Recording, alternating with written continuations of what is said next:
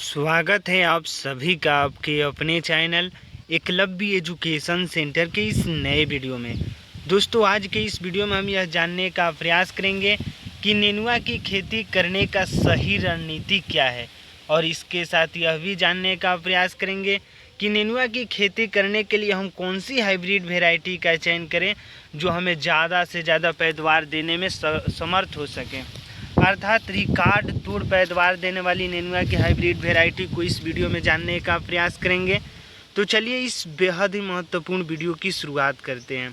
जैसा कि आप जानते ही हैं कि नेनुआ एक ऐसी फसल है जिसकी खेती करके हम कम समय में ज़्यादा से ज़्यादा लाभ प्राप्त करने में सफल हो सकते हैं। लेकिन ज़्यादा से ज़्यादा लाभ प्राप्त करने में सफल तभी हम हो पाएंगे जब हम अच्छे तरीक़ों से एक बार हाइब्रिड वैरायटी का चयन कर लेंगे। और इसके साथ साथ यह भी बेहद ही महत्वपूर्ण हो जाता है कि अच्छे तरीक़ों से हाइब्रिड वैरायटी का जब चयन कर लेंगे उसके बाद हमें अपने नेनुआ की फसल में अगर अच्छे तरीक़ों से खादों का प्रयोग करते हैं तभी तो हम अपने नेनुआ की फसल से ज़्यादा लाभ प्राप्त करने में सफल हो सकते हैं। तो आइए समझते हैं कि नेनुआ की खेती करने के लिए इस बरसात के मौसम में कौन सी हाइब्रिड वैरायटी का चयन कर सकते हैं। तो नेनुआ की हाइब्रिड वैरायटी की जैसे ही बातें होती है तो अनेकों हाइब्रिड वैरायटी मौजूद है बाज़ार में, लेकिन सबसे ज़्यादा पैदावार देने वाली अगर कोई हाइब्रिड वैरायटी है तो पहले नंबर पर आता है श्रीराम प्राइवेट लिमिटेड कंपनी का, मतलब F1 हाइब्रिड वैरायटी नेनुआ के लिए अगर उसका चयन करते हैं तो निश्चित तौर पर इस बरसात के मौसम में आप अपने नेनुआ की फसल से ज़्यादा लाभ प्राप्त करने में सफल हो सकते हैं। और इसके साथ साथ अन्य हाइब्रिड वैरायटी भी है, यानी नेनुआ की खेती करने के लिए इस बरसात के मौसम में आप VNR की हाइब्रिड वैरायटी का चयन कर सकते हैं, श्रीराम का चयन कर सकते हैं, और इसके साथ साथ अन्य कई हाइब्रिड वैरायटी है। अगर उनमें से किसी एक का चयन करते हैं और इस बरसात के मौसम में सही रणनीति के साथ सही समय पर खेती करते हैं तो हमें पूरा भरोसा है कि इस बरसात के मौसम में आप अपने नेनुआ की फसल से ज़्यादा लाभ प्राप्त करने में सफल हो सकते हैं। नेनुआ को अनेक स्थानों पर कई नामों से जाना जाता है, जैसे जिस क्षेत्र में अगर हम रहते हैं उस क्षेत्र में नेनुआ को गिलकी भी कहा जाता है और नेनुआ भी कहा जाता है। तो इस तरह से थंबनेल पर जो गिलकी लिखा गया है वह नेनुआ ही है।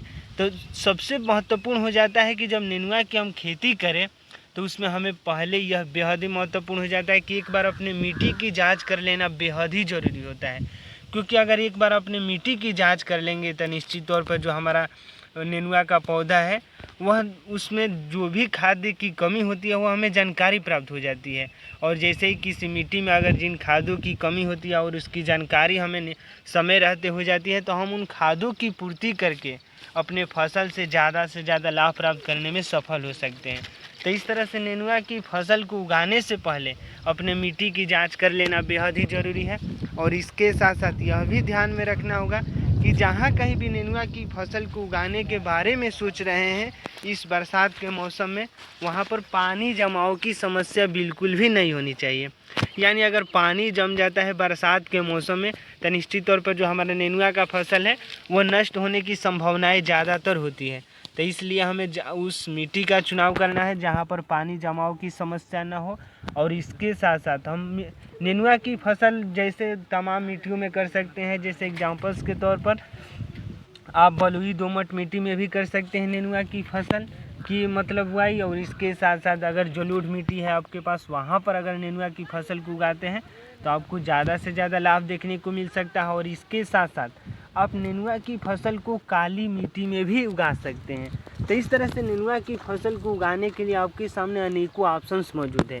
अगर इन मिट्टी में से कोई भी मिट्टी आपके पास है, अगर उनमें से अगर किसी मिट्टी का चयन करते हैं और अच्छे तरीक़ों से हाइब्रिड वैरायटी का चयन करके इस बरसात के मौसम में नेनुआ की फसल को उगाते हैं तो आप ज़्यादा से ज़्यादा लाभ प्राप्त करने में सफल हो सकते हैं। और इसके साथ साथ यह भी ध्यान में रखना होगा कि जैसे ही हमारे नेनुआ की फसल में फूल और फल लगना शुरू हो जाए तो एक बार हमें कीटनाशक दवाओं का छिड़काव करना भी ज़रूरी है, क्योंकि अगर कीटनाशक दवाओं का छिड़काव नहीं करेंगे तो हमारा नेनुआ का जो भी फूल है वो पूरी तरीक़ों से फल में तब्दील नहीं हो पाता है। तो इस तरह से हमें कीटनाशक दवाओं का छिड़काव सही रणनीति के साथ सही समय पर और सही दवाओं का चयन करके ही छिड़काव करें। और इसके साथ साथ यह भी ध्यान में रखना होगा कि जहाँ कहीं भी नेनुआ की फसल को उगाने के बारे में सोच रहे हैं एक बार उस मिट्टी का हमें पीएच मान भी चेक कर लेना है। जैसे पीएच मान 6.0 से लेकर 6.5 के बीच में रहता है और अगर वहाँ पर नेनुआ की फसल को उगाते हैं तो ज़्यादा से ज़्यादा आपको अपने नेनुआ की फसल में फूल और फल देखने को मिल सकता है। तो आज के इस बेहद ही महत्वपूर्ण वीडियो में बस इतना ही। अगर आप हमारे चैनल के साथ नए जुड़े हैं और वीडियो अच्छा लग रहा है, कुछ सीख पा रहे हैं इस वीडियो के माध्यम से, तो हमारे चैनल को कर दीजिए सब्सक्राइब, ताकि हमारे द्वारा अपलोड किया गया हर वीडियो आपके पास सबसे पहले पहुंच जाए। हमें दीजिए इजाज़त। धन्यवाद। Thank you.